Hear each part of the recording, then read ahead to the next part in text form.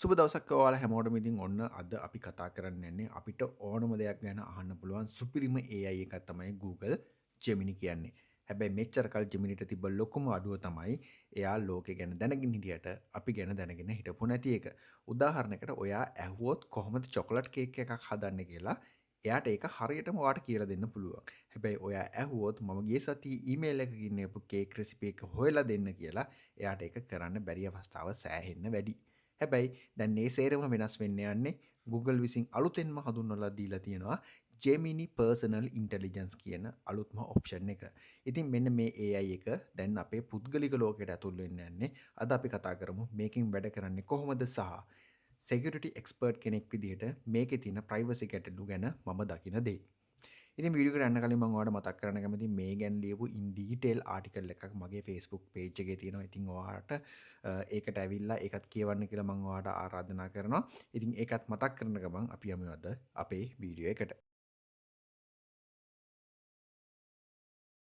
මොකද්ද මේ personal intelligence කියන්නේ?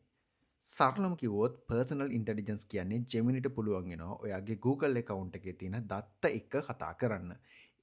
ඒ කියන්නේ ඔයාගේ Gmail, Google Drive, Google Docs, Calendar සහ Google Photos කියන හැම එකකින්ම දැන් Gemini එක කනෙක්ට් වෙනවා. මේක නිකන් හරියට ඔයාටම වෙන්න ඕන පර්සනල් ඇසිස්ටන්ට් කෙනෙක් වගේ. එයාට පුළුවන් ඔයාගේ ඊමේල් කියවන්න, ඩ්‍රයිව් එකේ තියෙන ෆයිල්ස් බලන්න සහ කැලෙන්ඩර් එකේ තියෙන මීටින්ස් ගැන, ඉවෙන්ට් ගැන දැනුවත් වෙන්න. මේ තාක්ෂණයට අපි කියන්නේ RAG. එහෙම නැත්නම් Retrieval Augmented Generation කියලා. ඒ කියන්නේ AI එක ඔයාගේ දැනුම විතරක් පාවිච්චි නොකර බාහිර ඩේටාබේස් එකකින් තොරතුරු අරගෙන උත්තර දෙන එක. සරලම කිව්වොත් බාහිර ඩේටාබේස් එකක් කියලා කියන්නේ ඔයාගේ දත්ත වලින් ඔයාගේ දත්ත ඇසුරු කරගෙන ඔයාට අවශ්‍ය උත්තරේ දෙන එක. ඊළඟට බලමු මේක භාවිතා වෙන අවස්ථා, ඒ කියන්නේ use cases මොනවද කියලා. ඉතින් බලමු මේක ප්‍රායෝගිකව කොහොමද අපිට උදව් වෙන්නේ කියලා. ඉතින් හිතන්න ඔයා ගත්ත සපත්තු දෙකක් මාරු කරගන්න ඕන. ඔයාට Geminiගෙන් අහන්න පුළුවන් show me the receipt for the shoes I bought last week කියලා. ඉතින් Gemini කෙලින්ම ඔයාගේ Gmail එකට ගිහින් අදාළ receipt එක හොයලා දෙනවා. උදාහරණයක් විදිහට ඔයා online shopping කරා නම්. හරි. ඊට පස්සේ ඊළඟට පුළුවන් අපිට මෙන්න මේ වගේ දෙයක්. ඔයාට අහගන්න පුළුවන් මගේ ෆ්ලයිට් එක තියෙන්නේ කීයටද? නැත්නම් මගේ ට්‍රේන් එක තියෙන්නේ කීයටද? සහ හොටෙල් බුකින් එකේ ඊමේල් එක ගන්න කියලා වගේ එයාට කැලෙන්ඩර් එකයි Gmail එකයි දෙකම බලලා සම්පූර්ණ විස්තරේ ඔයාට ගැනීමේ හැකියාව මේ හරහා හම්බ වෙනවා. ඊට පස්සේ තියෙනවා memory recall කියලා එකක් තියෙනවා. ඉතින් මේක තමයි මරුම වැඩේ. මේ ඔයාට අහන්න පුළුවන් මගේ කාර් එකේ license plate එකේ number එක මොකක්ද කියලා. ඉතින් Gemini ඔයාගේ Google Photos scan කරලා කාර් එකේ ෆොටෝ එකක් හොයාගෙන නම්බර් එක හරියටම කියවීමේ හැකියාව මෙන්න මේ ඔප්ෂන් එකත් එක්ක Geminiට හම්බ වෙනවා. ඊට පස්සේ මේක තමයි වැදගත්ම කොටස. මේ අපි බලමු වැදගත්ම ප්‍රශ්නේ සිකියුරිටි පැත්තෙන් මේක කොහොමද බලපාන්නේ. ඉතින් මම සයිබර් සිකියුරිටි ෆීල්ඩ් එකේ ඉන්න කෙනෙක් විදිහට මේ ගැන පොඩ්ඩක් හිතලා බැලුවාම මට නිකන් හිතෙච්ච දේක් මම ඔයාලත් එක්ක ෂෙයා කරගන්නම්. ගොඩක් අයට තියෙන බය තමයි අපේ පෞද්ගලික ඊමේල් ෆොටෝස් පාවිච්චි කරලා Google එයාගේ AI එක ට්‍රේන් කරනවද කියලා. ඉතින් මම මේ ගැන කලින් වීඩියෝ එකක් කරලා තිබ්බා. ඉතින් ඒක මේ කාඩ් එකක් මම විදිහට මම ඇඩ් කරලා තියෙනවා. ඔයාලට ඒක බලලා මේක ගැන තව අයිඩියා එකක් ගන්න පුළුවන්. හරි.